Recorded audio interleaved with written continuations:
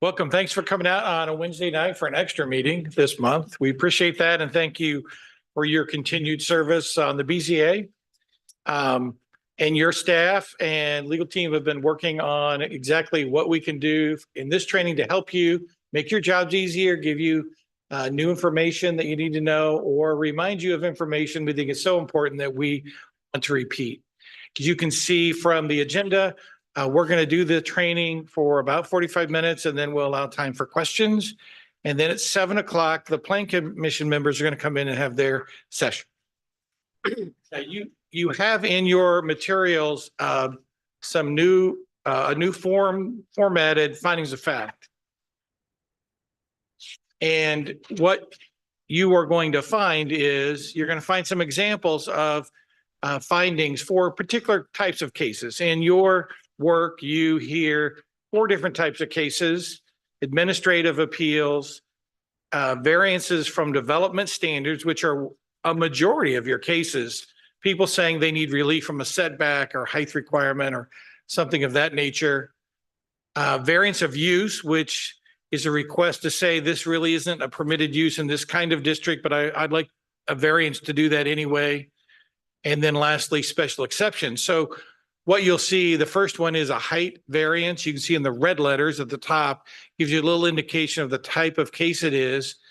And then these forms will be a great guide because they contain the exact criteria or factors that you are supposed to consider in your decision. And we're going to talk more about that later, but these forms are going to be included in your packets as we move forward. With each case materials, the staff report, you'll have findings just like you see before you, and then you'll be able to follow that.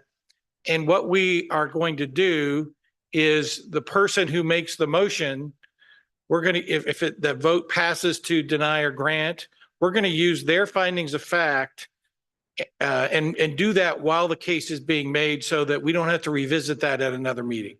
So these are great because they bring to your focus a reminder of what the exact factors are, and you can kind of score at home. You can kind of go as we go through the case, you can make notes on it or whatever. So you'll see for each factor, there is the grant will, in this example, be injurious, the grant will not, or there's a third option, which instead of just the normal finding, if you have specific facts that you want to include there are blanks and you could write something in. Now, I'll give you an example. I'm glad Chris showed up because I'm going to brag at him a little bit, but he did a really good job in a motion last fall to deny a variance. It was a setback, a rear setback yard variance.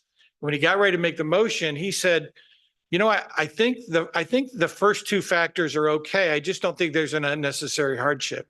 And I don't think there's an unnecessary hardship because all they have to do is comply, is make their pool a little smaller or their patio smaller, and they'd be in compliance. And I don't think that's an unnecessary hardship. So I moved to deny. And that was perfect. That was a perfect way. And you can see these findings will help lead you to that process and make the making of motions easier for you. So there are it's like a check in the box form for each factor. On this particular development variance, 3 factors, as you can see, and it helps you get to where you need to be. And if Chris were to make a motion on this one, then he would circle what he wants to, and then he would sign that and pass it. If it's voted, then we'd have everybody in the BZA sign it and pass it down to Mike, just like we do the ruling, just like that. The second one you'll see, just again we know you see lots of kinds of cases. And so this one again is a special exception, which is a little different than a variance in that the criteria is different. The factors are different. There are still 3, but they're slightly different than what you see in a variance. And so again, you can see how these forms that the staff has developed, and I think done a great job on, how it will help you as you begin to consider the evidence that you're hearing during your meetings. The third one, you're right, is a variance of use. And a variance of use, if you'll recall, is if you were to look at the the use table in this particular district, R2, it would say that if you want to have a large kennel, as that term is defined in your ordinance in an R2 district, it would say SE. It would say you have to get a special exception. That use is not permitted as a matter of right. It's also not prohibited. But the only way to have a large kennel in this district is to have you, the BZA, review that and make sure that it's going to be right for that particular site.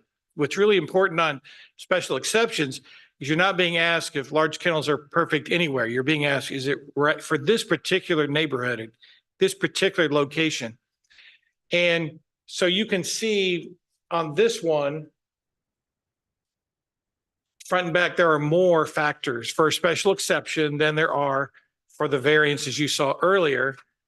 And so the staff has again outlined each and every factor for you so that you can do your decision making. And I'll talk a little more about special exceptions later, but you can see these forms, I think, that the staff has developed are excellent and will help you really find your way, I think. So these will be provided to you for each type of case that you see, and we hope they'll help you. Now, if you will turn to your materials for just a moment, then we'll talk about some of the fundamentals that we want to remind you of and some of the new developments in planning and zoning that you need to be aware of. So if you look at page 2, again, reiterating the types of cases you have, administrative appeals are very rare, but in some ways are the most difficult cases you'll have. And the administrative appeal process, and this is where you get the name Board of Zoning Appeals, by the way, is that if a person, a developer believes, or a remonstrator actually, believes that your planning staff has incorrectly interpreted the ordinance or taken any other action they believe are illegal, you are the Court of Appeals. You are where they go to question a determination or ruling by the planning staff. This process is designed to allow these problems to be heard without going to court, otherwise kind of a more informal resolution process. And what you will be asked to do, very simply, is to answer the question, was Mike Dale correct? Now, it really may not have been Mike. It may have been one of the other planners, but as a zoning administrator, that's a legal term, the person who oversees the department, it's always going to be, did the staff correctly interpret or apply the ordinances that we have? And so you really, in this particular kind of case, you act just like a real court. You're going to hear evidence. You're going to hear people talk about and argue about what words mean. And that's usually, most of these cases come down to what a word means or how a word should be construed. You have to make a decision of whether, again, was the planning staff correct or were they not correct? You can affirm their decision, you can reject their decision, or you can modify their decision. Sometimes they get it partially right and maybe partially not. Now, to help you see this, I've got a couple of examples that I have for you. There's my favorite, the badass coffee case, which I'm not going to talk about too much, but I've written it for you. It was all about whether that sign that had that name on it was going to be profane or obscene. But if you look at page 3, you'll see the City of Noblesville versus FMG. And this is a great case that just came out, I think December 7th of last year, where our Indiana Supreme Court weighed in on an administrative appeal. This is extremely rare, but this case was heard by the City of Noblesville BZA, then went to the trial court for review where they said the BZA is crazy, then went to the Court of Appeals, and then finally made its way to the Supreme Court. In this case, this is all about a billboard. Now, many jurisdictions have said no more billboards. So if you have a billboard that exists when that ordinance was passed, you can keep the billboard that was legally permitted under the old law. And we call that a legal non-conforming use. That means it's legal, but under our new ordinance, it wouldn't be legal. So you can maintain that legal non-conforming use. You cannot expand it. You can't change it. And in this case, the issue was also you can't relocate it. If you take the billboard and you move it somewhere to another location, you lose your legal non-conforming and you can't have the billboard. So in this case, what actually happened was a billboard that was legally non-conforming was damaged in a storm. The billboard company came along and rather than take out the concrete and the poles that held up the sign, they just installed a new base for the sign right next to the old posts.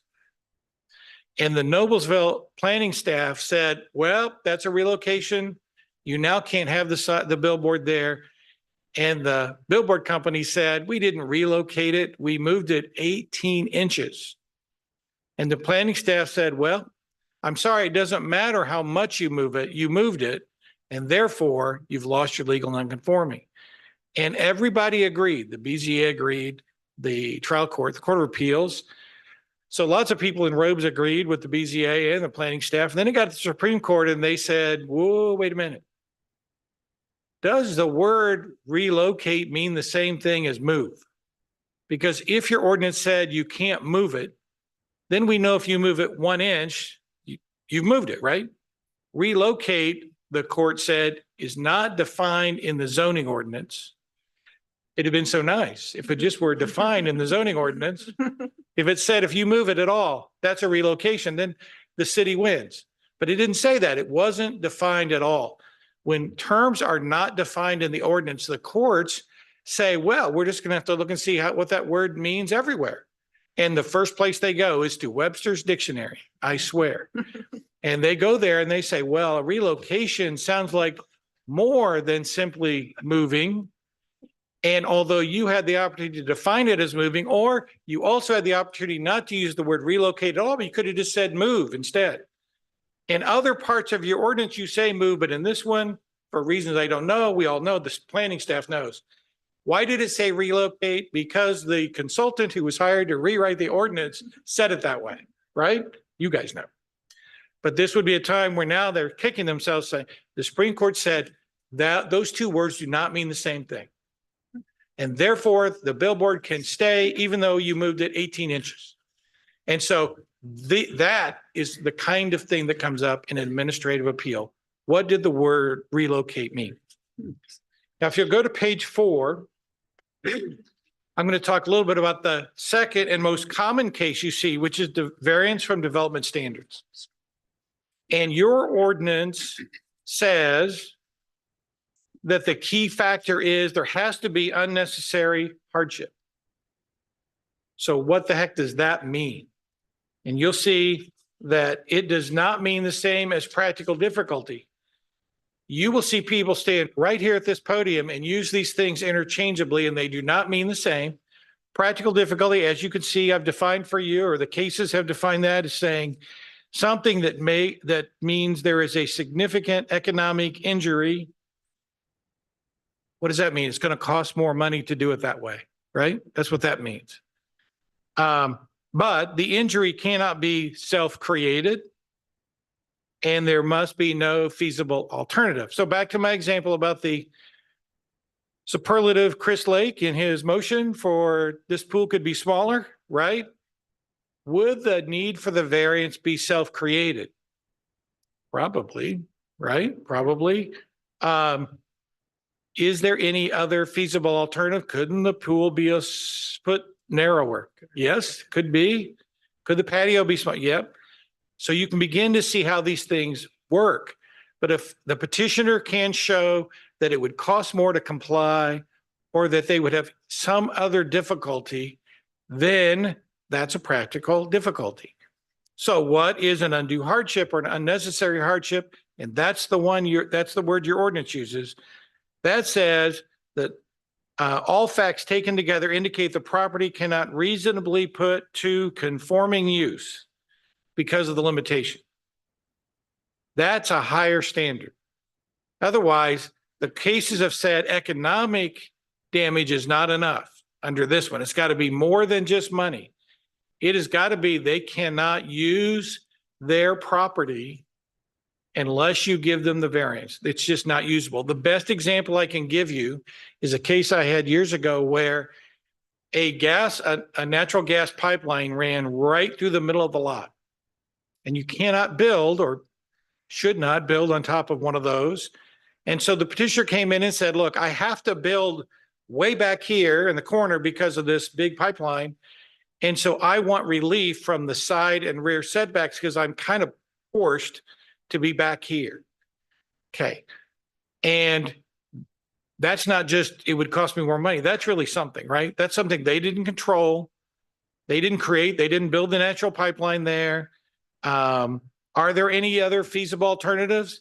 Not unless they put half of their house on each side, right? So no feasible opportunity there. So that would be a good example of an unnecessary hardship. You will have, in my opinion, you will have people come in and say they have an unnecessary hardship when I'm not really sure they can get there. So just remember this, practical difficulty is really, it's not among your factors that you deal with.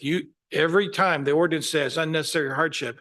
So we are at a higher standard. It's harder to get a variance here than in some neighboring communities because the statute says practical difficulty, but if the local government wants to use unnecessary hardship, you may.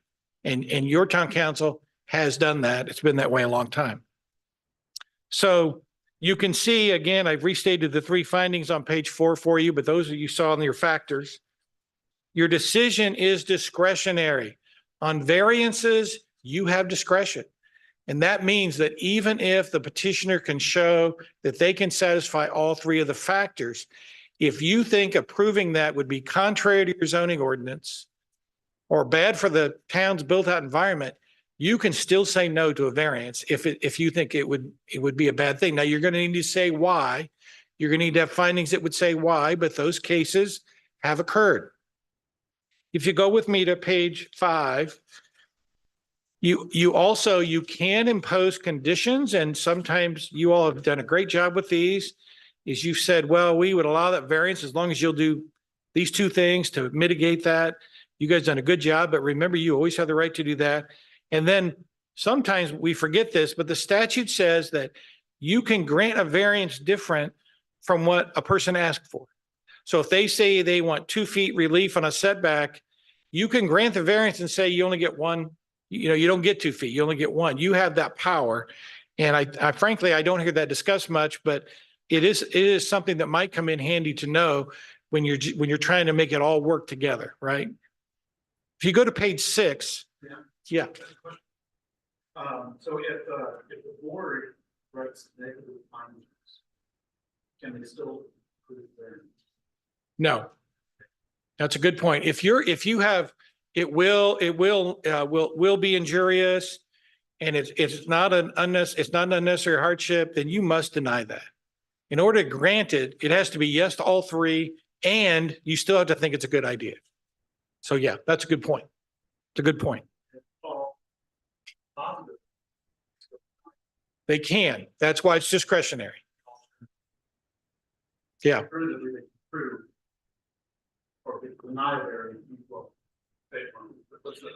You can deny a variance even though it meets the 3 criteria if you find that granting that variance would be contrary to the purposes of the zoning ordinance. That it just is, even though you can find these things, this is still not what we want. I don't have to give you a variance, and you have that right. If you go to variance use, page 6, we talked about this a little earlier. This is where somebody wants to, the best example is somebody wants to put a beauty shop in a residential district. This is kind of the most common thing, something like that. The first question that should come to our mind is, why don't they just rezone the property? They could just rezone it and say it's R2 instead of R1, and now you can, whatever that would be. The reason that you see these, usually these is really small parcels, and they're not really interested in changing the whole neighborhood by saying there's this use. And so we see these occasionally. Now these, the required findings now little longer list, but again, they have to show a necessary hardship again. And the thing about, this variance is also discretionary. What we're looking at here, and this would be a case where you could see that maybe they can satisfy the criteria, but now this overarching policy of the zoning ordinances, those stated purposes, obviously get more important when we start talking about use. If we're talking about how big the overhang is on the roof, that's one thing. But if we're talking about use, that's usually a more robust issue. You know, what kind of traffic is going to be in that neighborhood? What are the impacts going to be? So you have that, you, again, just like the variance of development standard, you have some discretion there and you should use it.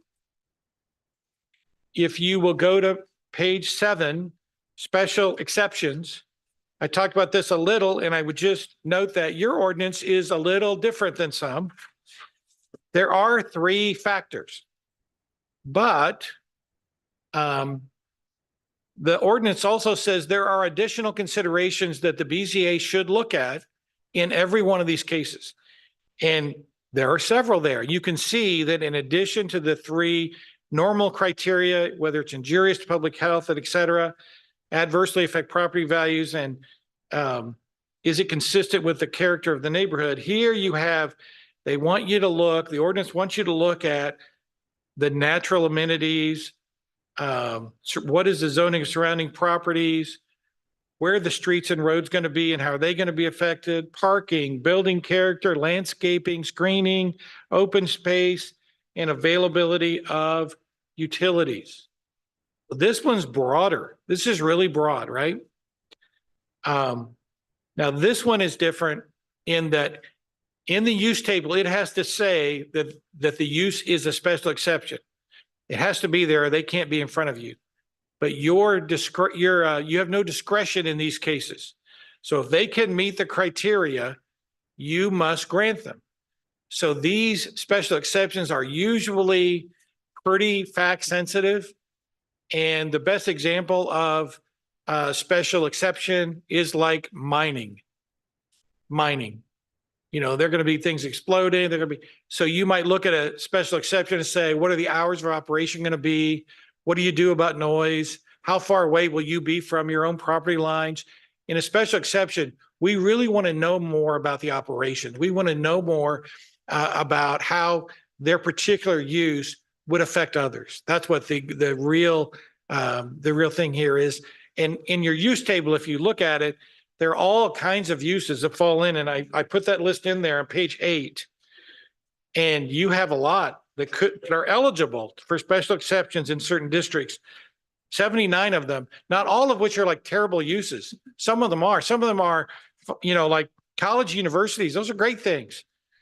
But you don't want them in all districts in your town, right? You don't really want them in a subdivision, a residential subdivision. That's, the fraternity parties will create problems, right? So you want to be careful where you put them.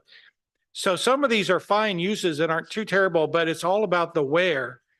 And so your town council in the zoning ordinance, when it was adopted and you and the planning commission had a role in that, said, well, some of these uses are fine in these districts, but now if we're going to put them in a different kind of district, we're going to take a hard look and we're going to let the BZA be the people who take that hard look. Now, conditions on number 7 there on that page. You guys do a great job with conditions and linking your conditions to the concerns that you have about the variance or special exception. And there's a great case there where it lists 7 factors the courts look at when they hear they imposed an unreasonable condition on me. And you can see there, and this is something that's new, is even though this is an old case, I thought this was important to kind of show you this list. The condition has to be constitutional, not exceed your authority, can't offend your own zoning ordinance. So you can't be asking for things that would be inconsistent. It has to be in the public interest. It can't require illegal conduct on behalf of the petitioner. It has to be reasonably calculated to achieve your legitimate interest, which is what I call nexus. And that's what you guys usually talk about, which is great. And they cannot impose an unnecessary burden on the landowner. It'll impose a burden, just not, so they don't want you to take it farther than you really need. Okay, if you'll turn with me now to page 10. We're going to go back and talk a little bit more about making findings. If you remember nothing else I say, the most important thing I'm going to say tonight is the way to make good findings is to ask good questions. You need to elicit information from the petitioner and sometimes the staff. Sometimes you'll be asking the staff. You need to ask questions which relate to the factors that are on your fact of finding of facts, right? We need to ask questions about those factors. And you'll note in number 2 there, I talk about how, and this is my pet peeve, is we should refrain from asking questions that aren't relating to the factors. Now, I'm not saying that because it's a waste of time, saying that the reason that we don't want to ask questions, if we have a plat case, for example, or if you guys have an administrative appeal, it's all about whether it means relocate means move. We don't need to talk about the siding of the building. It's irrelevant, right? We don't need to talk about everything that just jumps out at you. So the reason is that if we have to defend that decision, I don't want the other side saying that I can tell you they didn't follow the factors because on the recording, listen to all the things they asked me that had nothing to do with my case. That's the real thing, okay? If we ask questions related to the findings, then they can't say that you considered other illegal factors. And this is where, not you guys have done great, but this is where BZAs all over the country get in trouble. And they get hung up with questions that we're not supposed to be asking. And the best example I can give you is under the Religious Land Use Act or RLUPA, you're not supposed to discriminate against churches.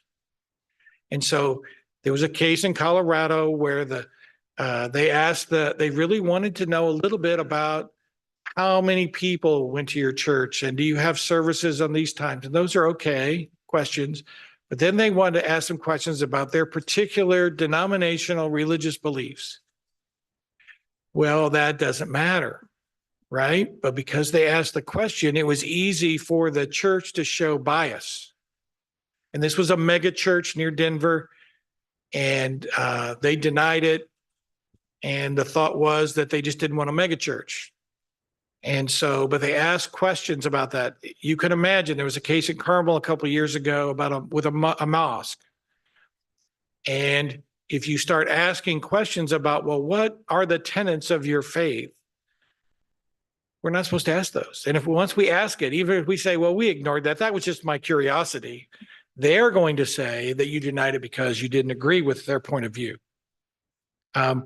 My little practice pointer is read the case report.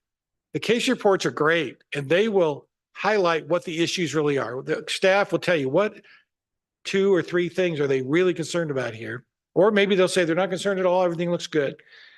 But use that and think about your questions in advance and write them down. You come to a meeting, you might have 2 or 3 questions ready on your factors. That's the best way to prepare for the meeting. But use your staff report. Your staff does a great job. I see all kinds of staff reports. They're very good, very good. Now remember, the petitioner has the burden in your cases. It's not your job, and it's not your staff's job to show and prove their case. It's the petitioner's job to just show you the evidence so that you can say yes on these factors. So ask them to explain it to you. The best question is, explain to me why this would be an unnecessary hardship. And in every one of your cases, someone should ask that question. Make them explain it. Okay, we don't have to decipher. Let them explain it to you. You may not agree with them, but we need to hear it from their mouth. How won't it, it appears to me this might affect property values in an adverse way. Why do you think it won't? And then maybe they'll give you that information that satisfies you, or maybe they won't. But they have the burden to bring their case forward and to say what it is. And so make them do their job. So I've given you on pages 10 through 12, I've written questions that I would ask if I were you for each type of case. Now, you don't have to use these questions. You could make up your own, but this might at least allow you to kind of see what we're doing. You'll note in each that if you're kind of leaning toward granting, but you have some conditions that you think you want to propose. You'll see in here, it says, would you accept a condition with an approval that would address my concerns about this? Would you agree to not have your business hours limited to, 9 a.m. to 10 p.m.? And they might say yes. And if they say yes, that's great. Now they can't come back later and say that condition was unreasonable. But that's another thing to explore in your questions, not just the 3 factors, but also conditions you might impose. Now, if you go to page 12, one of my jobs is I must tell you about the conflict of interest rules. So the law in Indiana says that you may not participate in decisions in which you have a monetary interest or cases in which you cannot be impartial. Those are the 2 tests. And so when you have one of those things, it's called a disqualification. So if you get your staff reports and your packet and you see, oh no, I've got a problem here, then all you do is call Mike or Janice or Roger or someone, let them know that you're not going to be able to be involved in that decision. We will put it on the record at the meeting and we'll kick you out of the room for a while and then you can come back. But this is, it's designed to, of course, preserve integrity in our process. And really it protects you if you're in that position from people questioning your motives. Now, that's all fine and well. What is that though?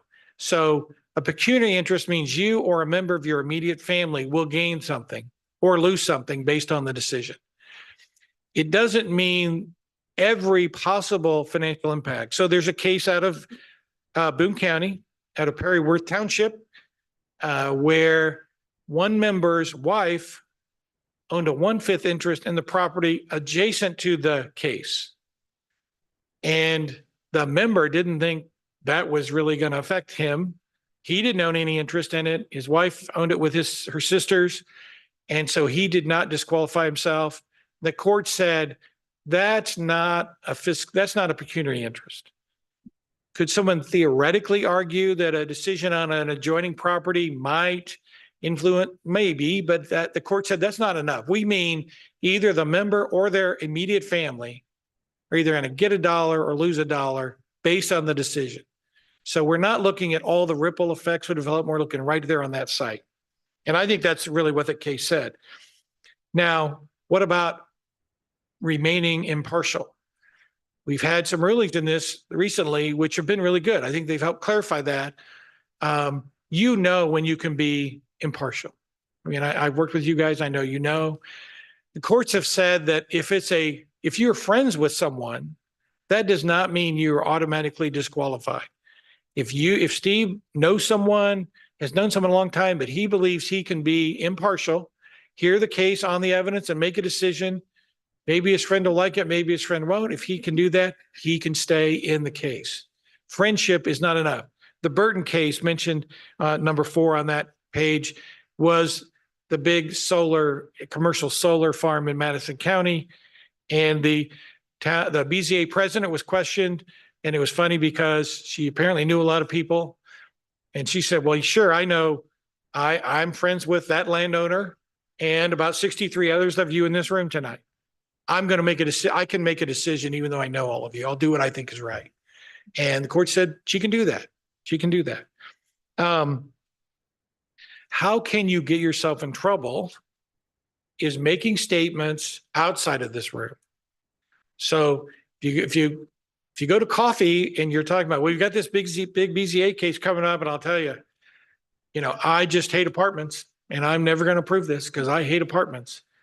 What is that showing? That's showing bias, right? Bias and prejudice. Now, if you say, well, we've got a case that involves apartments, I guess I'll have to sit there and hear the evidence and do my job. That's okay. Now, you might say, well, how is anyone ever going to know? But in that megachurch case in Colorado, they found out who the guy's friends were, each member, and they deposed them. And they said, has Steve ever mentioned while you guys are at coffee anything about megachurches? Yeah. Am I under oath? Yeah. There have been times he has. And they developed their evidence by deposing their friends. That's how they help prove their case. So I always tell people, look, you're the BZA, you're like judges, you're even called quasi-judicial. Don't talk to your friends about your cases before or after, because it could be used against you. Okay, if you go to page 13, in addition to not talking about cases, you're not supposed to talk to the petitioner or anyone, remonstrators, neighbors. Okay, you're not supposed to do that. You're supposed to make your decision only based on what you hear in this room, what's in the staff report, and what's in the submissions. And so I get this call a lot. Hey, I got a call from this petitioner. Can I call him back about this BZA case? No, don't call him back. Do not call him back. You're not supposed to have that kind of conversation. Now, if you're on the Planning Commission, as Josh and Chris are, that's different. That's different. There's no such rule. But on the BZA, just keep it within what you have here. Don't have those conversations. Now, this is great. If somebody out there in the community wants to talk to you about it, you can say, I'm not supposed to discuss cases. And that's true. Go ahead, Chris. Can you visit the location? Can you what? Visit the location? I think the statute says no. Okay. Now, in Planning Commission, it says you can. I'm just trying to understand, like, if they're, like, you can't see something on Google Earth that's tree covered, you don't have enough exhibits to kind of give you a sense of the quality of the request. Call the staff and ask them to gather that information for you Okay, and take pictures for you and put it in the packet. That's a Okay. good point. Yeah. thank you. The whole idea is, I think, is that if you go out to the site and somebody comes up to you, that's the deal. But Yeah. again, it's the burden is on the petitioner to prove his or her case, not on staff to prove their case. So they're supposed to put everything in front of you that you need to know. Thank you. Access to Public Records Act. I just would tell you one thing is that documents relating to the business of the BZA are available to the public, including your emails about BZA things and including your text, even if those are on your personal devices. So don't do that. Don't do that. And if you do, make sure whatever you say could be taped to the front door of the town hall, because anybody can see it. And having responded, Anna does a lot of this work for our firm, having responded to these, when they say, I want to see every text the county commissioner has sent regarding this new economic development project ever. The last one produced 10,000 texts, which then we had to read to make sure there was nothing in there that they shouldn't get. Like a text to me, the attorney, confidential attorney client, we have to look through every one of those. So be careful about that. Most people forget that. Now, if you want to email each other or text each other about things that aren't BZA business, well, they're not going to get that. You want to talk about the Cubs and the big pickup, the third baseman they just made for the Dodgers, have at it. But BZA stuff, got to be careful. You're just creating a public record when you do that. So be aware. Open door law, we try to police this very strictly, and I don't know of any problems, but just again, remember that whenever a majority of you are together, it's probably going to be a meeting. And so be mindful of that. You will hear me say, I've said at the Plan Commission, I don't think I've said it with you, but one of the reasons that you can't, if you want to study something, you can't say, well, two of us will be on a committee and we'll go look into that. You can do that, but that committee, if it's appointed by you, is still open door, subject to open door committees or that. So you haven't gained anything by doing that. And you might as well just talk about it in here during a meeting like you should. If you look at page 14, I tried to put some cases that are instructive. In general, courts will support the BZA as long as you can explain your decision and you're working with the right factors. They'll back you up. Rational basis. Why did you decide what you decide? And that's what these findings of fact are all about. So I put in here a couple examples of cases that we run into. So the Stiller case was a case where a guy was going to be a new franchisee for Dollar General. And the smallest building he was allowed to build was bigger than what the ordinance said for the particular district he was in. And he said, look, I need a variance because Dollar General won't let me build a building that small. They won't let me. And in that case, they didn't have to, but in that case, the BZA granted the variance. The neighbors objected and filed an appeal, and the court said, no, the BZA can do that. They don't have to, but they can do that.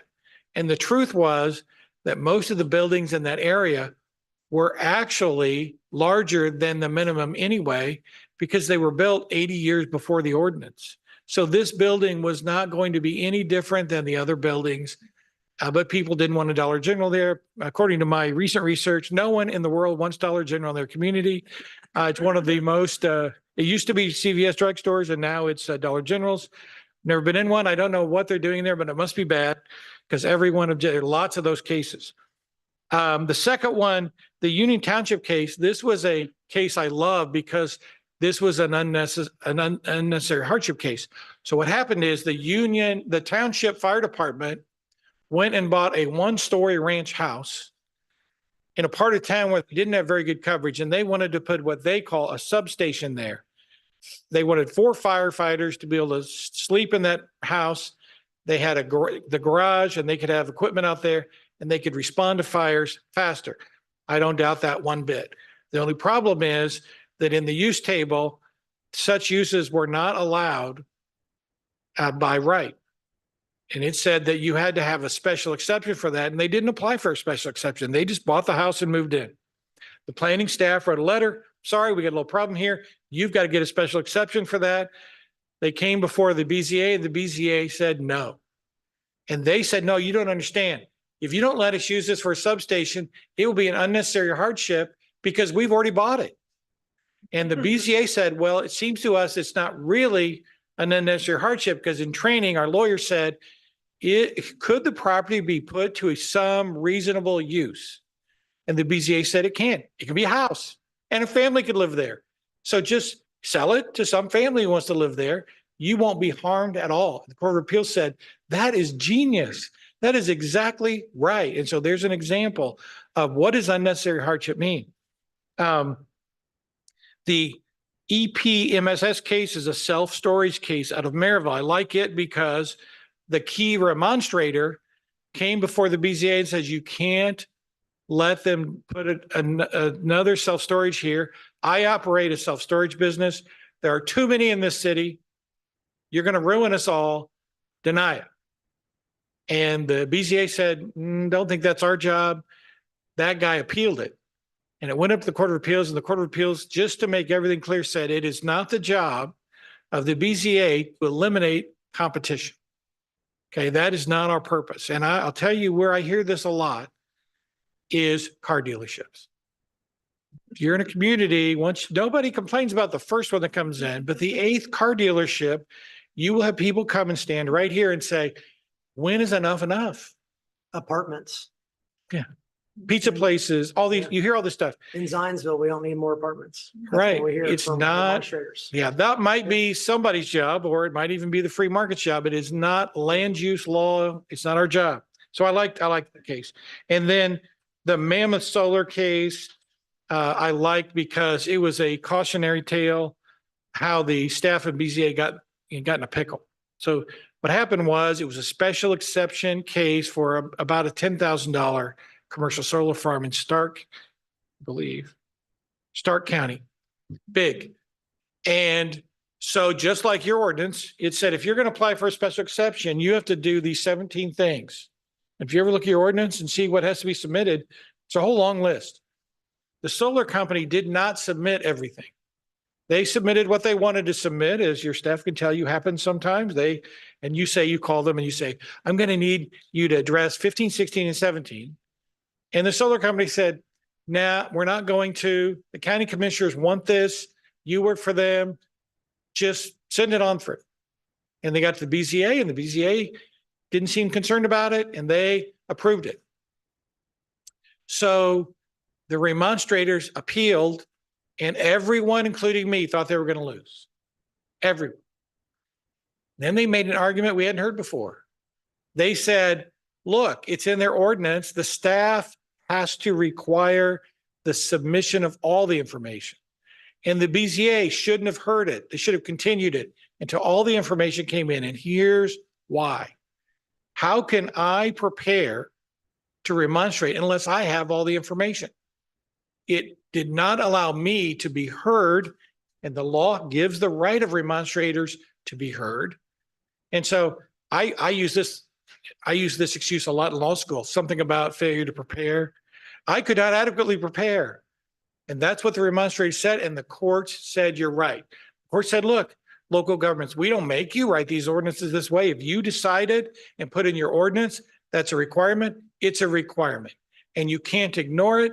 And you may think you can, or you have that discretion, but you don't, because when you do that, it harms the public who want to speak out against this. And so that was a shocking, kind of surprising decision. Now that I got used to it, I think it's a great decision. But so remember, we can't like waive our own rules. I would be happy to answer any questions you have. And I'm right on time. Dan, from a practical standpoint, the unnecessary hardship usually is the most difficult. And oftentimes, I think we have taken a position that there are certain expectations by a homeowner in terms of what amenities or things that they have in their possession and part of their home. And an example of that might be a garage, and the garage either it can't meet the setbacks, or it's exceeds lot coverage, one thing or another. And I think, unnecessary hardship, probably no one ever thought about that, saying, well, an unnecessary hardship would be that I don't have a place to put my car out of the weather so that I can, don't have to carry groceries through the rain or snow or whatever. And I think we have typically said that in many of those cases, that would be an unnecessary hardship. It's not defined. And I saw in the unnecessary hardship, you pointed to some other things that I guess courts have said, do or do not constitute an unnecessary hardship. But we don't have any greater definition in unnecessary hardship that we use, other than, I think, the discretion of this board. Well, I mean, your example is a good one. I mean, I think that if you decided that having a garage was such an integral part of having a home, that you considered that to be that the inability to have one is an unnecessary hardship, you could make that argument. I think you'd probably be okay. I think that would be defendable. Now, if they're building a new house and they have a 2-car garage and they want a 4-car garage, the argument gets less tenable. See, it's always going to be really fact sensitive. But yeah, if somebody says, look, when this house was built, didn't have a garage, I want a garage. I think that is, you can say that you need a garage to put your house to reasonable use. I think you can make that argument. I really do. It's because it is considered an integral part of a house. And obviously it's not just about, it is about protecting the car, but I mean, the garages have many uses. So that one wouldn't bother me, or I wouldn't think that was concerning. I think that a lot of the cases that you see, some of the cases you're like, yeah, these people really have no real choice to do what they're doing. And sometimes they do. I mean, sometimes they can fit the garage on the lot without a variance if the house were a little smaller, is one that you see a lot of, or they could turn it a little bit. And so those are the kind of issues you get into. But I think that you could make the argument that a garage is an integral part of a household, and therefore that goes through the use of the house. It is difficult though, because we end up with the size question a lot, right? We all think, yeah, a garage, but how big of a garage do they want? They can say they want to store everything they've ever had in their life in this garage, right? We get this question, and so they need it. Do we just decide amongst ourselves what a typical garage in that is? And I think it's always fact sensitive. I mean, I think you're gonna have to look at the exact facts of that case, and I think various factors are relevant. How big is the house? How many people are going to live there? How much space is available?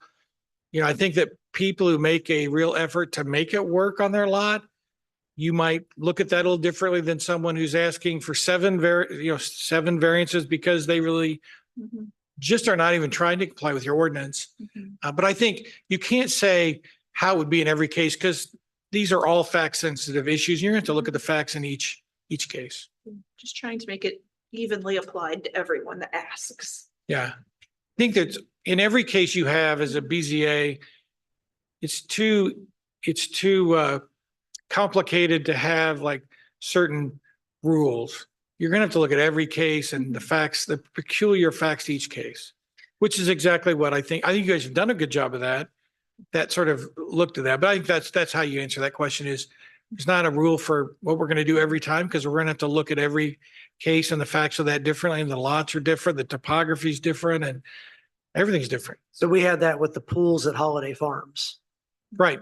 You know, we approved one, but that's because it was 3/4 of the way through construction. And yeah, there probably is a hardship at that point to tear the thing out. Yeah. And it's kind of our fault anyway, sort of. Yeah. The And best. everybody else was like, well, they got a pool, I get a pool. Like you've set a Yeah. precedent, I get a pool. And they get a pool and we get a pool. And it's like, no, They had a that's not, hardship, so do I. yeah, like that's not the way that works. Right. And they're all the various facts that come before you, like if there were a high voltage power line running in somebody's backyard and they didn't want to put it there, near there because so they want to change the angle a little bit and make it longer than wider because then they can get a better pool, but it creates side setback issues. Well, that's different than somebody saying, I just want a big pool. So I want side setback, back setback, this side. You know what I mean? Every set of situations is going to have different facts Mhm. and you're going to have to look at them each on their own. So could I make a comment here from out in virtual space? One of the things about dealing with a lot of these petitions that have to do with houses in the village, really to the point about new construction versus existing construction, and people that are buying these older homes and wanting to be able to update them for the use of their family. I think sometimes we get challenged with the desire, as you mentioned, a garage, for example, and wanting to update what is an existing detached garage that's small and put something that's a little bit larger. And so that often is one of those cases where we're having to make allowances because they are respecting the integrity of the home itself, but they're asking for a little bit larger lot coverage or the size of the garage. So. Good point, Cindy. That's where we've seen it. You're exactly right. Any other questions? Yeah. As far as unnecessary hardship, people have a lot of confusion about what that is, right? They come to us, some of them have it and they just don't articulate it well, right? And so we do tend to ask somewhat leading questions that we've seen in the findings of fact that might help them make their case accurately, that they just haven't understood how to make themselves. Is that Right? Completely. acceptable as long as we're Sure. leading the question Sure. so they restate it to us? Or Sure. Okay. Sure. Yeah. You just need them just saying, I say believe it. this is an unnecessary hardship is not really telling you evidence of an unnecessary hardship. So you need to, it gets to be more of a, well, tell me how that is, or tell me why you say that. That's really where Okay. people get in trouble is, they need to explain it and explain it to your satisfaction. Mhm. And yeah, you can ask them all kinds of questions that might help them get there. But I think a lot of people, I don't mean here, I mean just everywhere. They just say, if I say the magic word, I'm okay. So they say it and that they haven't said anything, so I know staff has the same kind of conversation with them and they even have to fill out a form that says, I believe this would be an unnecessary hardship, and they have to fill out like why. And so some are better at articulating that or not. I've given you what the courts have said, Mhm. and it focuses on, can you use your property reasonably? Mhm. So if we don't grant you this, can you still use your property? That's the question, right? Well, I can, but I don't want to pick on the pool, but yeah, I can, but my garage will be just a 1-car garage and I'd really want a 1.5. Mhm. Well, okay. We're talking about reasonable use. So You can ask them all the questions you want, but you need to get them, help them get past just saying it is a hardship. Because that's really not what you need. You need evidence of a hardship. Okay, I'll go ahead. Sorry, more questions. I'm the almost newest person here. So, He's been recycled. So. oh, okay. Oh, never mind. Shoot, I missed the title. So the use and value of the area adjacent to the property. We have neighbors come in and no, it's not necessarily going to reduce their value. Often it increases their value. But that is very subjective what their use of their property is. Did they used to like sitting in their backyard with all the trees and their neighbors and the smaller house, next to them? And now their neighbor wants a variance for, taking that all down for a big garage. Yes, we could say, yes, they need the garage, but that is still our decision if that affects the use of the neighbors. It is. But Correct, remember, yes. it's the job of the petitioner to bring you the evidence. And Mhm. if they need to bring in a realtor or an appraiser to give you an opinion that you can rely upon, that's what they're supposed to do. Mhm. The cases say that the BZA, you are expert. You don't need experts to tell you. You can decide. You have enough information. You can decide. But if I represent, I've represented petitioners once in my life, because they lived in a jurisdiction I didn't represent, and that burden's on them. They're going to make the argument to you that the granting of the variance won't have a substantial harmful effect on property values, adjacent properties. They need to bring that evidence to you. So the solar farm project, they had an expert witness that had done a case study of 4 different similar municipalities. You had communities with 200,000 people, communities with 5,000 people, none that matched Zionsville. You had a lot of areas with average household incomes of $60,000 and average household prices of $110,000. Well, that's also not Zionsville. And so while their study was probably correct for those municipalities, it wasn't applicable to this area. Right. And And so that was because, one where you had to use that discernment to say, you're exactly right. Nothing you presented is wrong. It just isn't applicable in this case. So thank you for your time. right, you're not bound by that. Because the law considers you experts, you can say, but if you're going to disagree with that, explain it. And Chris did a very good job of that, but the courts have said, yeah, you aren't locked in. You're just like judges. They can choose to believe which people they believe and which people they find credible. And you guys have that. Well, it's almost time for the next session. I will stick around. If you have other questions, you can come ask me. I'm not going to run off, but thank you for your time tonight, and we'll see you at your next meeting. Relocate. to Dan, move. we have four different pages of paper here. I'm looking, When were you recycled? I was on the plane. we've worked off these 2, so I assume we can take these with us. Oh, absolutely. Assume that was the case. I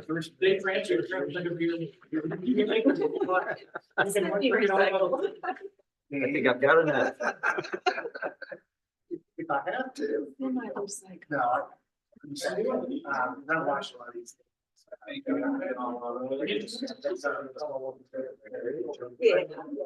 watch the little Christmas city here. Oh, because there's some very. A little bit more judgment. It's good to know how much subjective is acceptable subjective, because I always feel bad that it feels like we're not quite even, but. No problem. I'll try to make everyone. Right.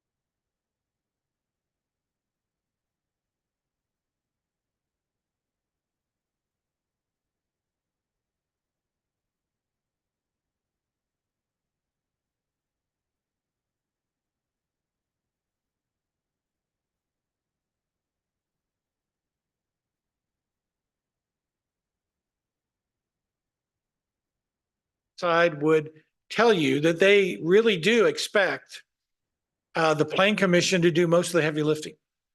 That most of the work is done in the Plan Commission. You guys spend more time with these cases. When they go to the town council has 18 things on their agenda, and that rezone is just one of 18. So it's harder for them. They don't spend as much time, and they really do depend on you guys to look at these issues thoroughly and make recommendations. And there have been some studies about how often are recommendations followed, and it's in the 80s. In Indiana, it's over 80% of the time Plan Commission recommendations are followed. That's very high. And so it's a very important job. So part of what you do is you advise, make recommendations. The other part of it, though, there are cases where you are the final word, and those are what we call zoning decisions. So on development plan reviews, plats, and on appeals regarding commitments, you guys make the decision. That's not going to go, that case is not going to go anywhere else. That's going to come to you, and you have the final say.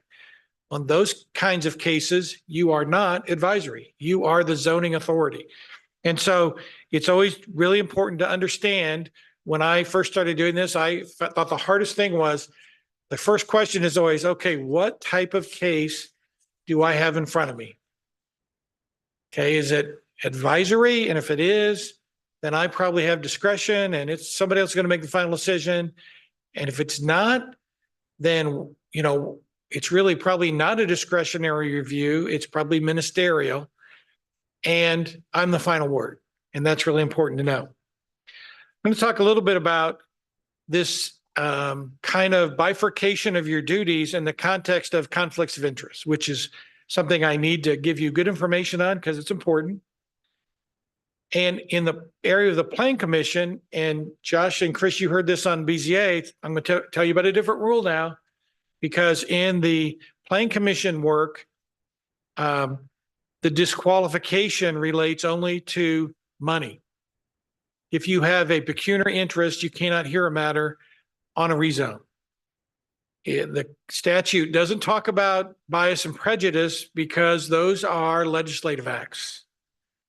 Okay, so it's a little different.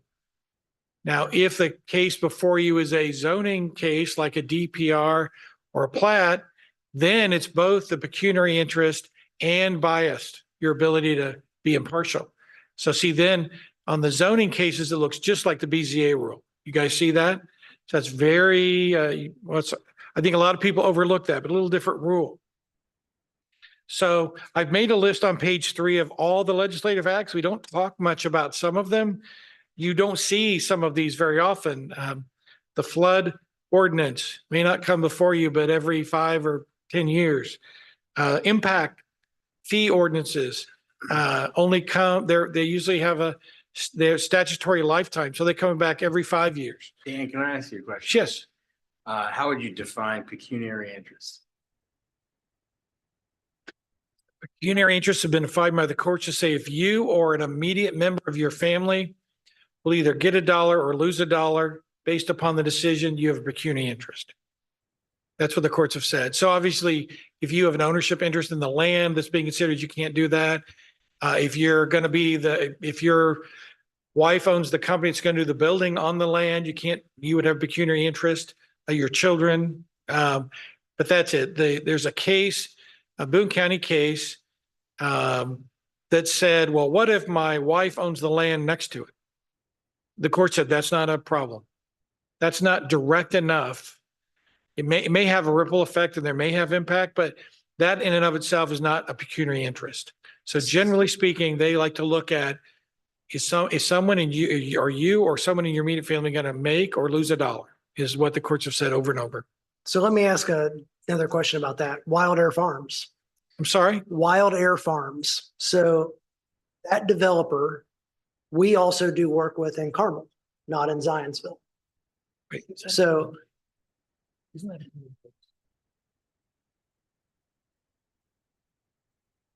it's our development out. I don't want to talk about any pending cases that might come back before you. Oh, okay. It was a previous case that I had to remove Okay, myself from, okay, which is why yeah. I was asking. So I take any trying to think, we've had other ones. I'm trying to think of an example. If your company has if you have an ownership interest in your Yes. company, that's a pecuniary interest. Even if we have nothing to do with that development, we will never be the architect on that development. We will never, like, there's no tie. We've already won a project. We're in design over, down at Greenwood. But this developer's also decided to do a project in Zionsville. We have no interest in it. That's right. If you have no interest, but you've done work for that person somewhere else, then the question becomes whether you can be impartial. Okay. Two different things altogether. Okay. But I say that because, like, Anna is not a partner in our law firm yet. She may very well be soon because she's doing great, but she would not have the same interest I would, because she does not, whether we make or lose money doesn't affect her in the same way it does me. So that's a little, some of the time someone will say, hey, I work for a company that sells them wood. Yeah. And then you say, well, do you own the company or do you have an ownership interest in that? Because you would have to have an ownership interest to be considered to be a pecuniary interest. Now, would you have an interest in the outcome? Oh, you might, but not a pecuniary interest, because Anna's going to get paid the same either way. She's going to get paid the same either way. Okay. So that's that. Yeah. But if we do have members who work for companies that, maybe these people, and the courts have said that's okay. That doesn't mean you're disqualified if you can be impartial, and you're not going to treat them any differently than anybody else who would come before the Planning Commission. Okay. That's fair. Okay. If you look at page 4, if you do have a disqualification, you have to make that on the record. You should call the staff in advance and let them know. When that case comes up, you're going to run out of the room fast, like your house is on fire. No, you can just leave the room, then we'll call you back in. And you'll see there, Nick, the definition is on page 4 of what that pecuniary interest is. And there's that Perryworth Township case. It's also interesting, the Fail case there, which is an interestingly named case. Fail case is said that, the courts don't have to inquire as to whether your interest affected your decision. If you have a pecuniary interest, you're out. And if you participate in that decision, it's overturned.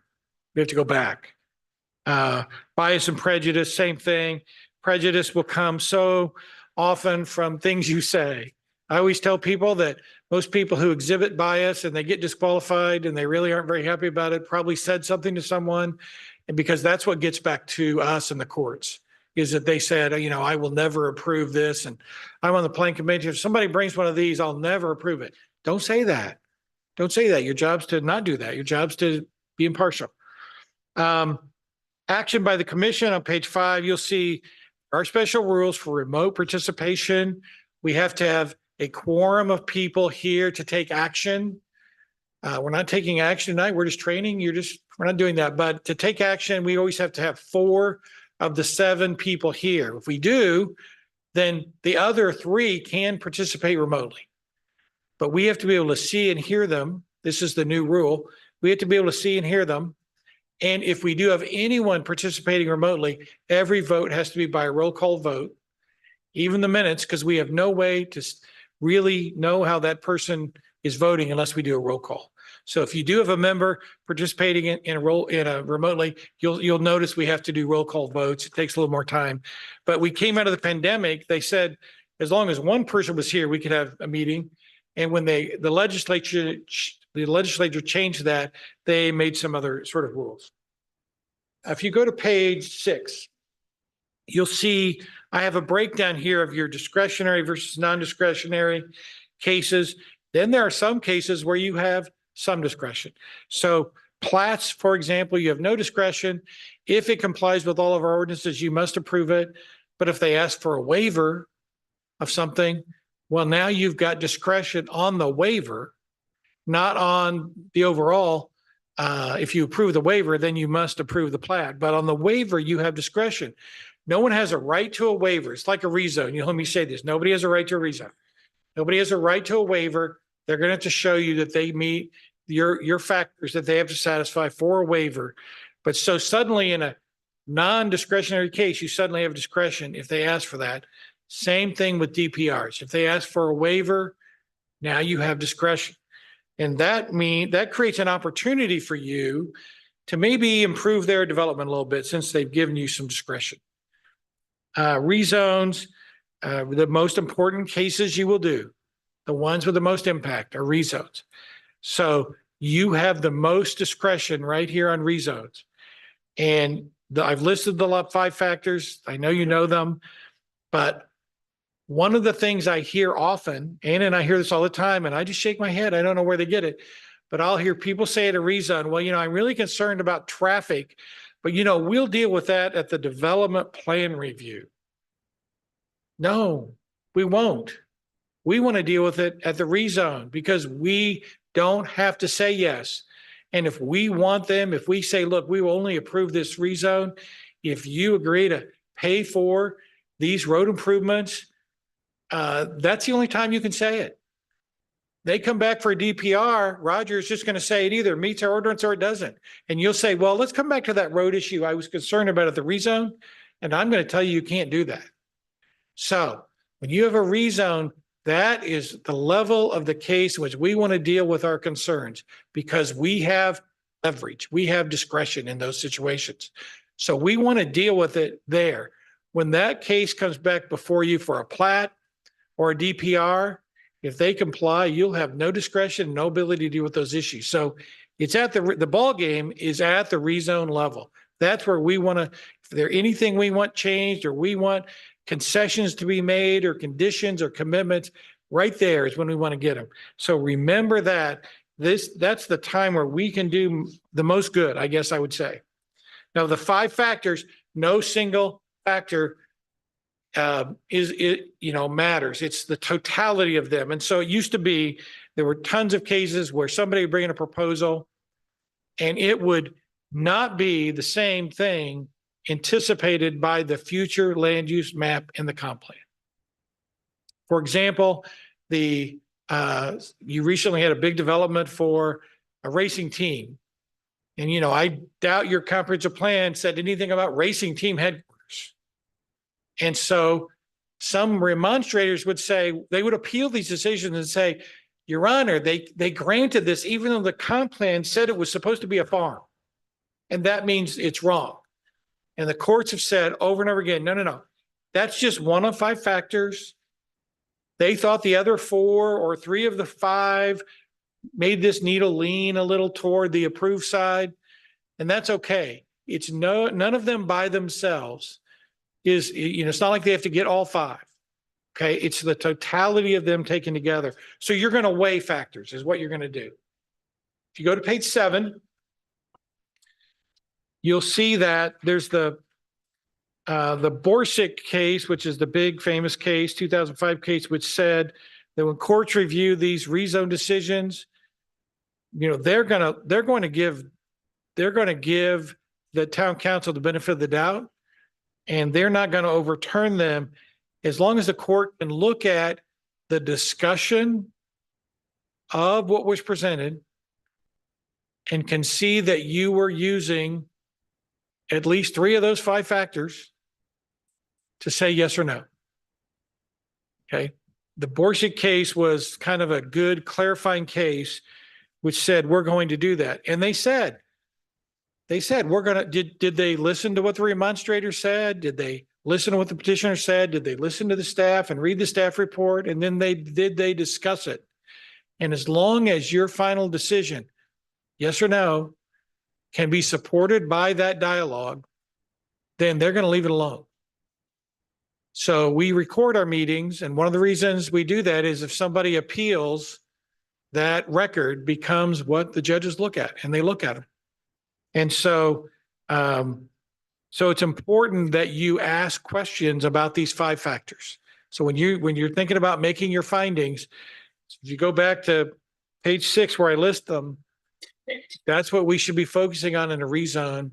And we should ask multiple questions about those items.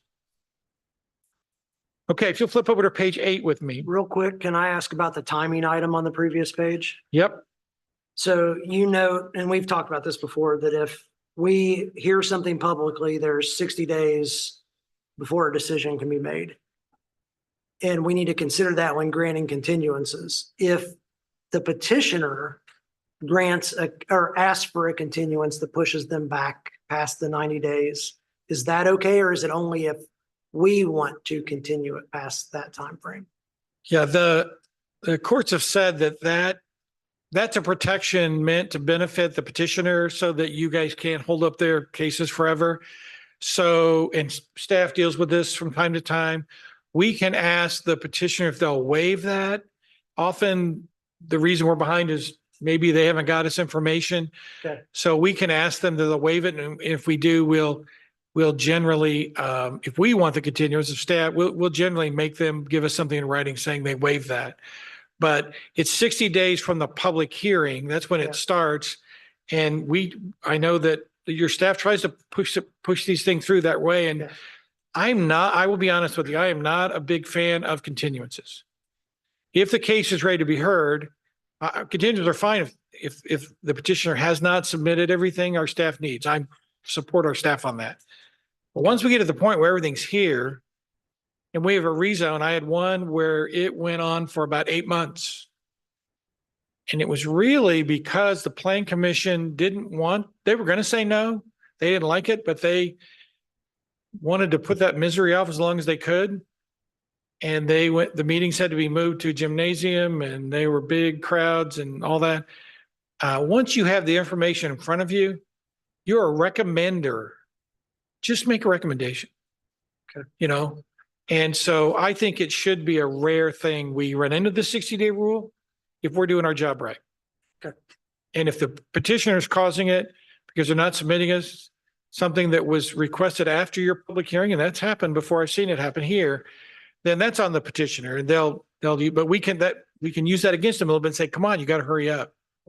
Thank you. That's a good question, Chris. Let's talk a bit about planned unit developments because they're kind of a different kind of animal. So you guys do a good job on that, but just a couple reminders.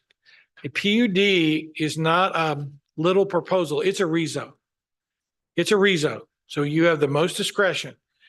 And your ordinance says that there are 3 things we're looking for when we have planned unit development ordinances.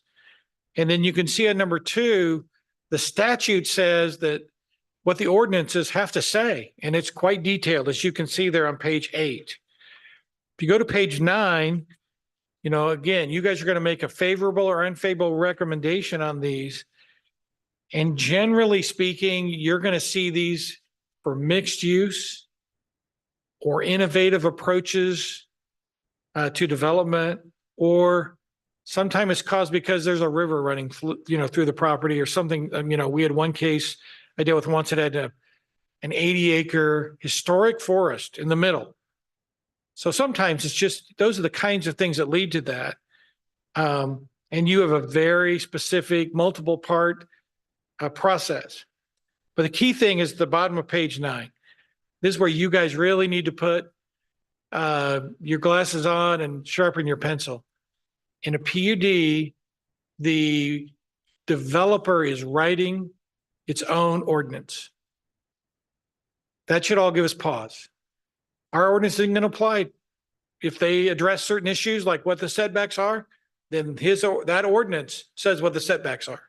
If they write in there that they don't need any brick or masonry in the siding, they can do that. They're writing their own ordinance. So the first thing you do when you get a PUD staff report is look at the silly ordinance, because that is really the first thing you should do, is look at that and see what exactly are they proposing. Because the land use is one thing, but these development standards, the new development standards are going to be right here. And you're going to be vetting that just like you would any other part of a rezone. They have no right to do that. It's a really dramatic right they're handed in under the statute. You get to write your own ordinance. They don't have to write it consistent with the Zionsville zoning ordinance or any of that. They have to do that. So if we're going to give them that, we're going to expect a lot out of people when they have PUDs. And we're going to make them show us all of these considerations. So on page 10, you'll see what those are. This is what your ordinance says we should be looking for. And it's things that you would expect, and you've done a good job. Purposes and interest, quality of site design, integration of land uses, which is the traditional use of PUDs, preservation of natural features, compatibility, consistencies with the comp plan, adequacy of utilities, and performance bonds and maintenance bonds. It's a long list, longer list than just a rezone. So PUDs, we're going to expect more out of them, and they're going to need to be able to show you that this is really a good thing for the town. Okay. Text ordinances I have on 10 for you. I'm not going to go into that too much tonight. The procedure is a little arcane, but I did write it all for you about if you guys send a text amendment to the town council and they disagree with you, it comes back. It's different than a rezone or any other type of case you have.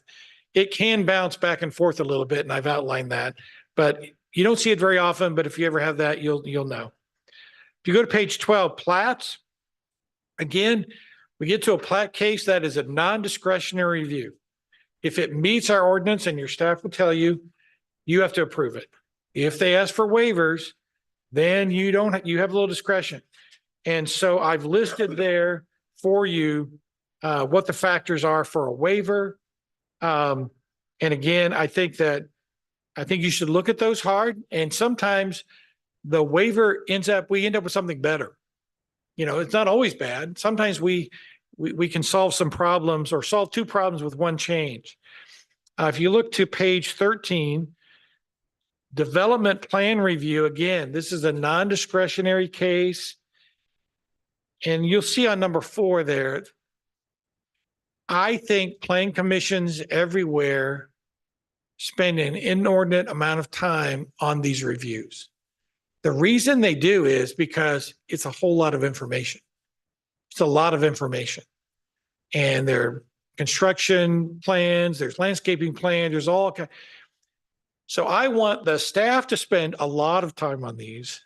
But when it gets to you all and you're the reviewer, then the first question you should have in every DPR case and every plat case is, Janice, do you believe that these plans, this thick set of plans, do they comply with our applicable ordinances?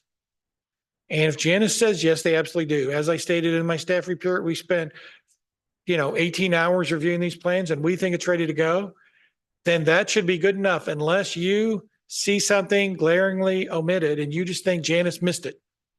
Okay, that's what a development plan review is about. It is supposed to be simple. And if they are not asking for any waivers, those cases should take about 15 minutes. Now, I had one client who spent at least an hour and a half on every DPR. Now, Chris, in your profession, this is going to be hard for you because you're going to want to become the architect on every project, right? I'm telling you, there is a limited review. And the staff does what you do during the day. They do that. And your job is to see, once they say they think that's right, unless you think they just don't know how to read a set of plans, and that may be true, then your job's easy. Now, if they ask for 5 waivers, then you can roll up your sleeves and now it's game on, right? It's different. But I would invite you to think about how much time you spend on those. Okay. Special issues. How do you make good findings? You ask the right questions and then you discuss them. And I use an example. Chris did a great job last year in the BZA because he said, I think they meet the first 2 factors. I don't think they meet the third one. Here's why I don't think they meet the third one. So I move we deny. It's exactly how you do it. He had already asked the questions that allowed him to get there. And then when he made his motion, that's exactly how you do it. But it has to be based upon questions you've asked or information you've heard. So questions to your staff, questions to petitioner, what you're constantly looking at those facts on the findings of fact, saying, what do I really need to ask about here? And like I said, I think that the best way to make great findings is to ask great questions. So prepare them in advance. When you read the staff report, figure out what you're going to ask before the meeting, scribble down 2 or 3 questions, one on each factor maybe, and you'll be ready to go. But that's how findings are made. Good questions. Waivers, just a reminder, the Plan Commission, you grant waivers wherever the ordinances say you can.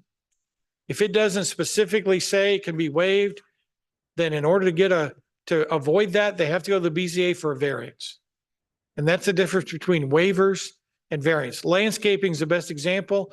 Your ordinance will say that the petitioner can ask for a waiver of the landscape standards and present to you an alternative landscape plan. That's the ordinance telling you waivers are okay. But if they say they want to have a building which can't meet the setbacks, that's not the Plan Commission's job to deal with that. That's the BZA's. That's a variance. So remember, the staff will catch this for you, but sometimes developers will ask you to waive something you can't waive, and there are cases where that's happened. The open door law on page 15, just a reminder, the public has a right to attend and record your meetings. If a majority of you are together, then it's a meeting probably, and we need to avoid that. There is an exception, especially for you. All 7 of you can get in the car and you can go out to the site and stand there and look around. You can do that. There's a special rule for that. You can't talk about how you're going to decide the case while you're there, but you can go and view that all together. And that's an exception only available to Plan Commission members. Be careful about casual conversation.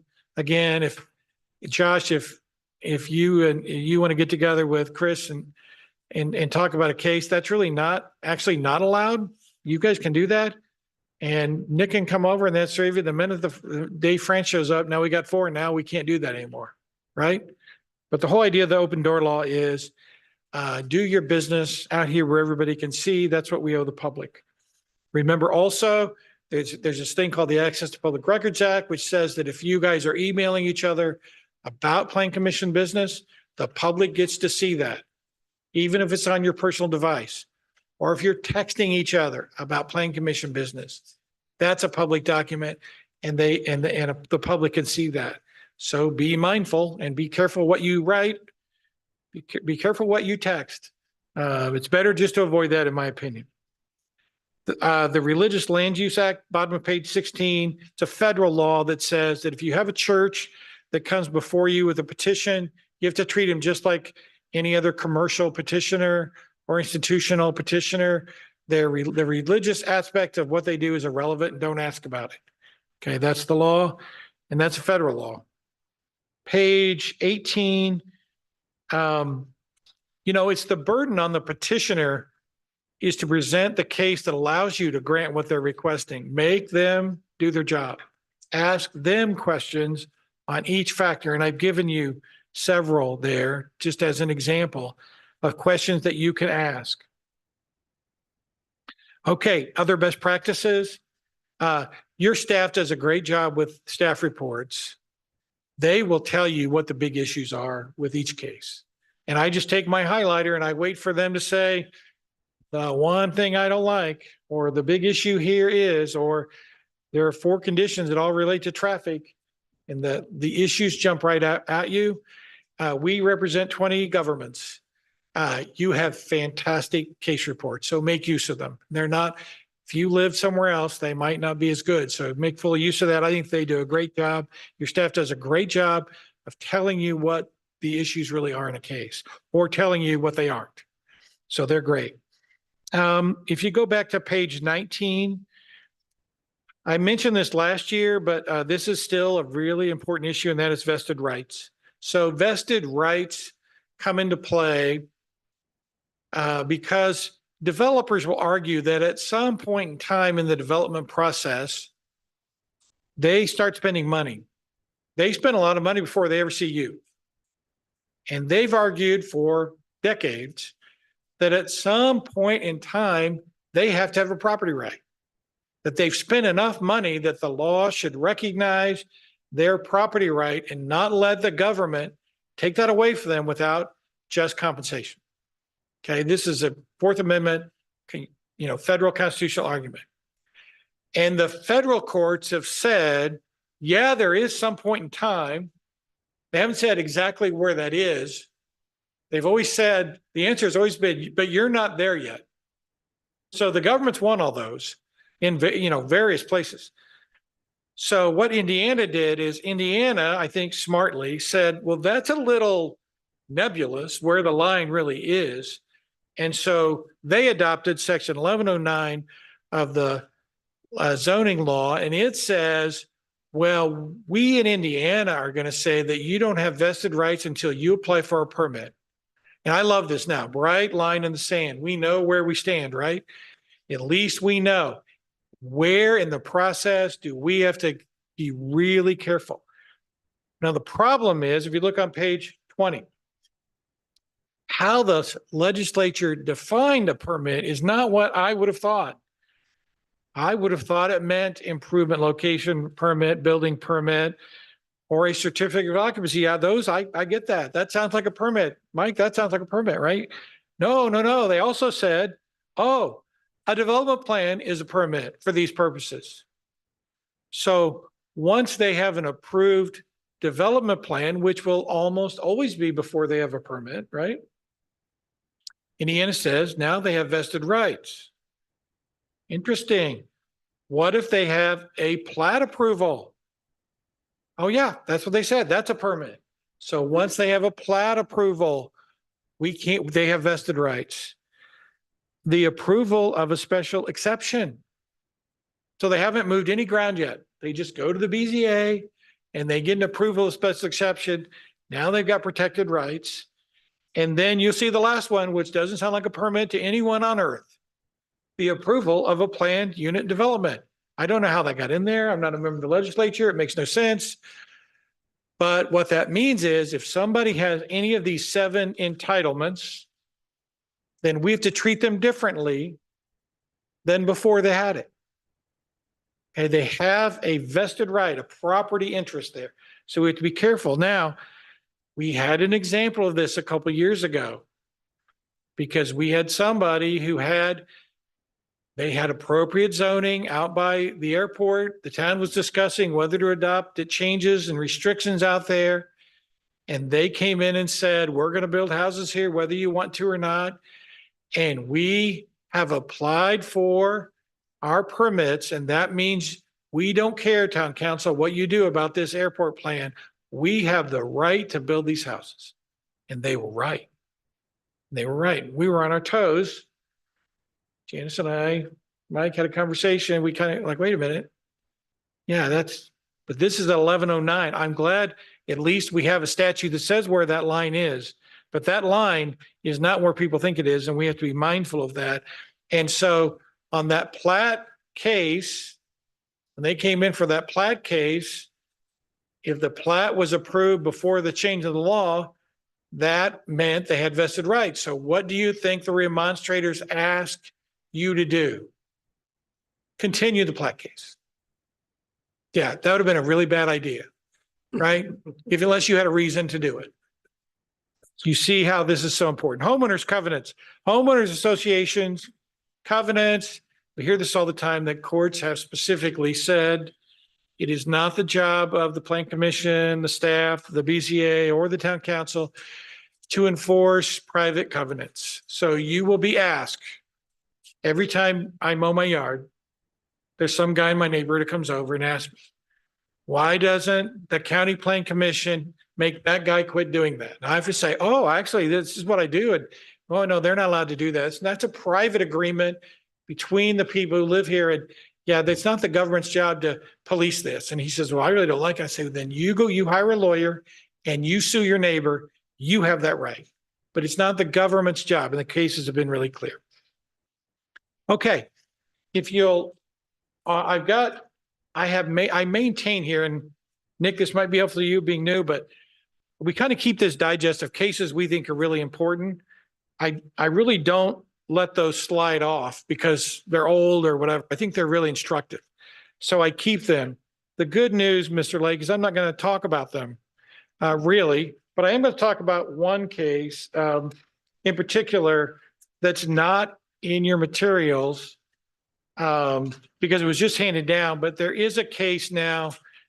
I talked about a BZA training about the Supreme Court had to say what the difference between the word relocate and move happened to be. And so the words in our ordinance are very important. Cases are won and lost on what these words mean. And so it was a reminder of just how particular we have to be. Yeah, Webster's Dictionary, there it is, right. Relocate actually uses the word move in its They- definition. That's right. There's no difference. Yeah, if you look at the last page, the last thing I want to point out is there was an interesting open door law case that came out, really two cases, the Union Township case and the Monroe County Commissioner's case. And they're just worth mentioning because the first one, Union Township, made perfect sense. The question was, if you guys come in here and a majority of you are here prior to the meeting and you're just talking, hey, how are the kids? How's it going? You're reviewing your materials. Is that a violation in the open door law?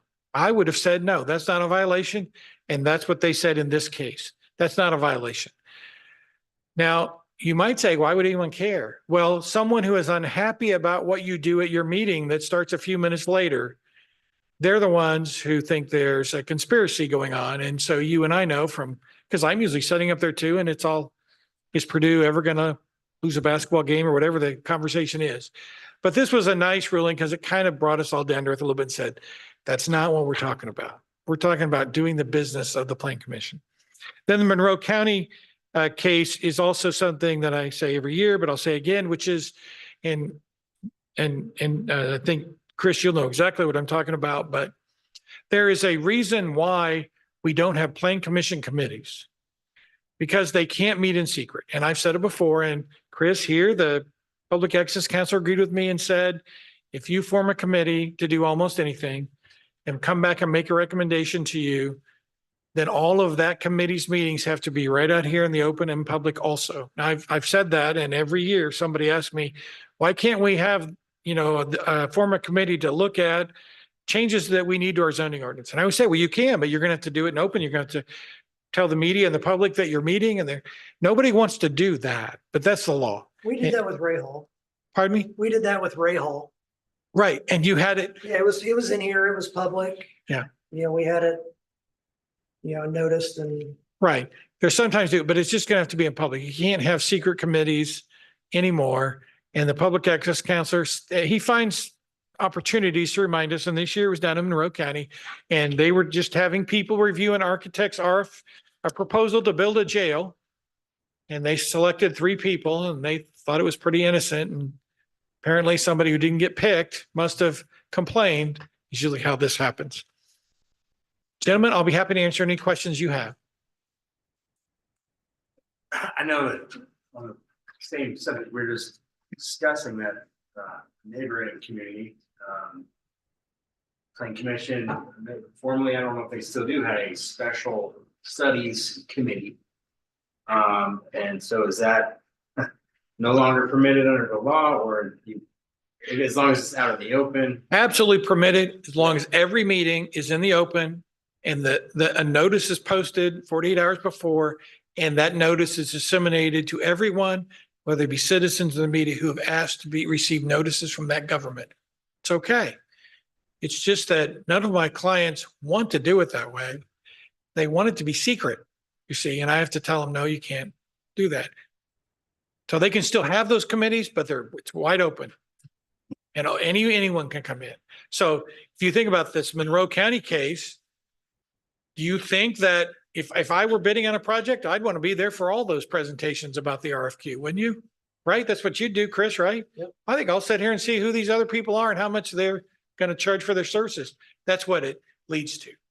And of course, that's what's the number. And how do you distinguish a committee meeting from an executive session, another type of meeting, right? Yeah.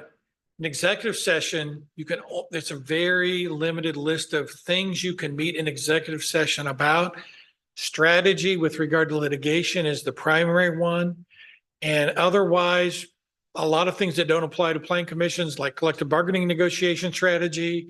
You're going to purchase land, strategy about what you're going to do that, economic development opportunities. If you had employees, you could do their evaluations in executive session or deal with misconduct. That's about it. So if it's not one of those things that are specifically listed, then you can't do that in executive session. In addition to that, even if you have a lawful reason to meet in executive session, like we're going to discuss strategy of litigation, you can't take action at them. So you still have to come back out here and take any votes. So if we were in litigation and I met with you and said, look, we're going to go to mediation and I think we can get it settled in this range and you guys say, yeah, do that. We think that sounds good. And I come back and say, here, we can settle the case now for this amount. You have to come in here in public and you have to vote on that. You can't vote in an executive session. You can't make any decisions about things that are action. It's in your materials, but Posey County, they wanted to file there. It was a BZA and there was a trial court decision that said they did something wrong. They wanted to appeal it. They met in executive session. They discussed it and they all decided, yep, we're appealing that. That judge is crazy. We're going to the Court of Appeals. Guess what they didn't do? They never came out during their BZA meeting and they never voted to do that. And so when they filed their appeal, the other party filed a complaint saying you violated the open door law. And they did. They never even discussed it at a meeting. So even though executive sessions exist, it is very limited what you can do in there. And Ann and I spend a lot of time telling our clients, can we meet in executive session to just talk about a concept I had? No, can't do that. Well, how about, can we talk about amendments we'd like to see to the zoning ordinance? Let me look at my list. Nope, can't do that. And most of the time the answer is no, isn't it, Anna? It's very limited. So those are your options. You can talk about it in public, or if it's not on that list of executive session, then you can talk about it in public again. Very limited list. And when we've done committees in the past, we have all sat up here and said, hey, we think there is a design issue that needs to be worked through. Is anybody willing to go sit with the developer in a special meeting offline, try and hash through this? And then we do, and like with Ray Hall, the three people that were there had to make a motion to then recommend what our decision was back to the commission. Right. And then at the next meeting, we almost presented instead of, staff did a little bit too, but we kind of said, yeah, hey, we all met, we all agreed, we're in consensus with this. Here's why we think this is right. And then the entire commission had to vote on it. Yeah, and I would say it was highly unusual. We were perhaps taking advantage of Chris's professional expertise on a very complex problem. That's pretty rare, and certainly a lot of other clients, there'd be no benefit. Staff would do better We've done it at a meeting like twice that than. Twice in 2 years. We did Ray Hall and we did, You did one with Appaloosa. too. the townhomes behind Appaloosa. And special building for Stonegate. I think we had one for that as well. In front of Stonegate, Yeah, I don't know if I, maybe, I can't remember. yeah, I don't, yeah, No, we maybe. had one on that. Maybe. as well. So maybe 3 in 3 years. Doesn't happen very often. So, Any other questions? Nope. I will stick around in case you do. Thank you for your attention. Look, Chris, we're done on time. It's hard to believe. hey, sweet. Thank you. Thanks.